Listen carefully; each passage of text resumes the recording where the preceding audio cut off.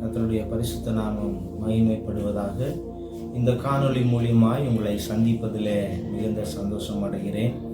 அனைவருக்கும் கிறிஸ்துமஸ் வாழ்த்துக்களை இதன் மூலியமாய் நாங்கள் தெரிவித்துக் கொள்கிறோம்.